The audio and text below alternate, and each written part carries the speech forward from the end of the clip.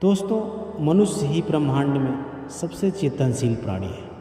मनुष्य ही वो प्राणी है जिसमें सोचने समझने की क्षमता है। प्राचीन काल से ही मनुष्य दूसरों के मन की बात जानने का इच्छुक रहा है। तो आइए हम इसे एक कहानी के माध्यम से समझते हैं।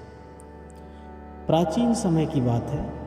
एक सम्राट को इकलौता बेटा था। सम्राट उससे बहुत स्नेह करता था। जब बेटा बड़ा हुआ तो सम्राट ने अपने बेटे को राजकुमार घोषित कर दिया और ध्यान की शिक्षा के लिए एक जापानी गुरु के पास भेज दिया। जापानी गुरु बड़ा अजीब था।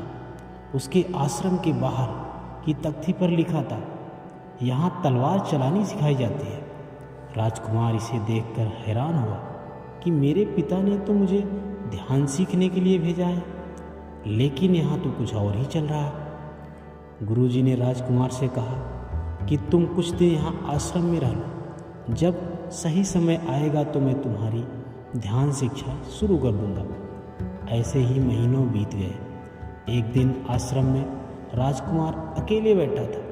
तभी गुरुजी आए और अचानक राजकुमार की पीठ पर लकड़ी की मदद से पीछे से हमला कर दिया। राजकुमार दर्द से चिल्लाने लगा और गुरुजी से बोला, मुझे तो आप पागल लगते हो गुरुदेव। मुझे यहाँ शिक्षा के लिए भेजा गया और आप मुझ पर वार कर रहे हो। गुरुजी ने कहा, आज से तेरी शिक्षा शुरू।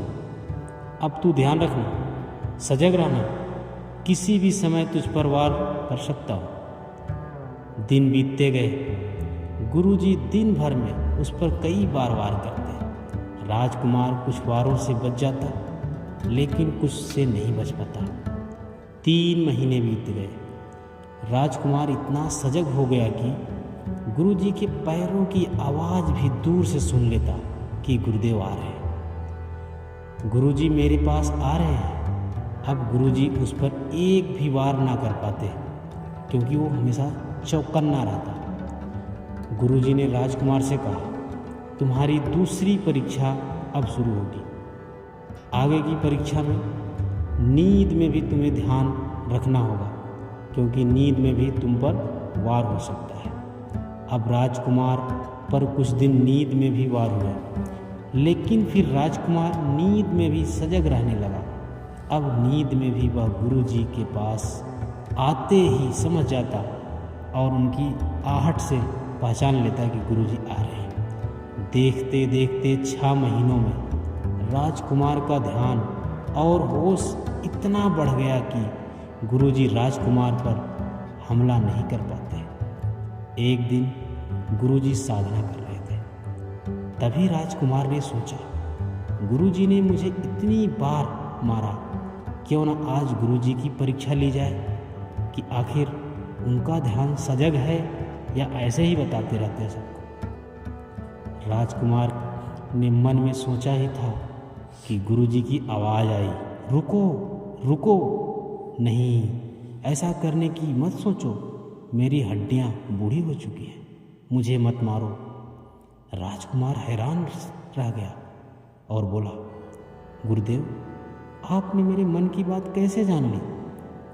गुरुजी ने कहा, बेटा, अब मेरा मन इतना शांत और ध्यान इतना सजग हो चुका है कि मैं अब दूसरों की भावनाओं और मन के विचारों को पढ़ लेता हूँ। इतना सुनकर राजकुमार गुरुजी को प्रणाम करके राजमहल वापस चला गया। सम्राट ने पूछा, कैसे थे तुम्हारे गुरु? राजकुमार ने उत्तर दिया, गुरुजी ने मुझे तलवार चलाना तो नहीं सिखाया, लेकिन अब कोई मुझ पर वार नहीं कर सकता। मेरा ध्यान इतना सजग और तीव्र हो चुका है। दोस्तों, एक शांत मन आपके जीवन में ध्यान को जन्म देता है। जितना गहरा आपका ध्यान रहेगा, उसी लेवल पर आप चीज़ों को याद रख पाओगे। शांत मन में ही इतनी ताकत होती है कि आप दूसरों के दिमाग को पढ़ना सीख भी जाओगे। इसलिए हर दिन सजग रहने के लिए ध्यान करो। ध्यान से आपके दिमाग में स्थिरता के कई छिद्र खुलते हैं और आपकी इंटेलिजेंस पावर भी